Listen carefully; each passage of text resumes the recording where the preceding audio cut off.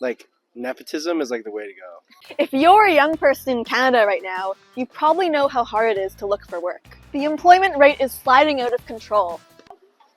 Last month, the youth unemployment rate rose to 14.6%.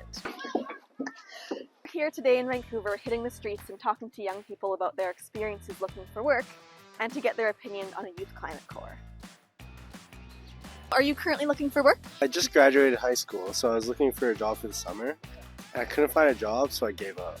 I've been looking for work on and off for almost 2 years now. I just moved to kind of like a rural area and it's a lot more difficult out there compared to in the city. I have another friend who put out over 50 resumes, I think, in person around the cities. At the time I got that one, I applied to maybe 100 or 200 jobs. Can you tell me more about what that experience was like for you when you're giving out resumes day after day and not getting anything? Rough. It's pretty demoralizing getting rejected or just walking around putting out that many resumes even in person and not having anybody respond. The job hunt kind of seemed pointless when you're constantly applying, never getting a call back, never getting an answer, getting interviewed and not knowing if you got accepted or not. The best I've gotten is just an acknowledgement that they've moved beyond my application and found someone else.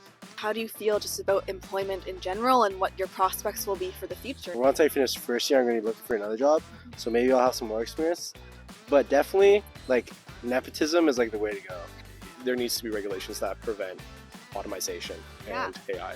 I always talk with like my dad, who's more on the boomer side, and he's like this abundance kind of mentality. Yeah. And then I feel like Gen Z is like, we don't have like prospects of future or opportunities. I'm approaching my 30s. I'm not even hoping on owning a home.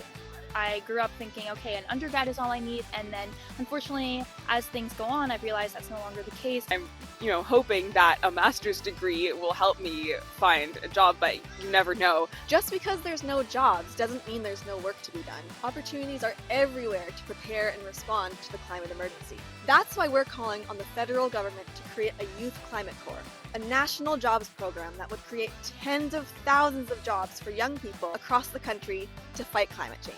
If there was a government-funded program which guaranteed a good green job to any young person who wants one, would you be interested in that? Well, of course. I know me and all my friends would be very interested in that. That would take away a lot of that anxiety, that uncertainty about our future and kind of our timeline. I would absolutely be interested. Absolutely, yes.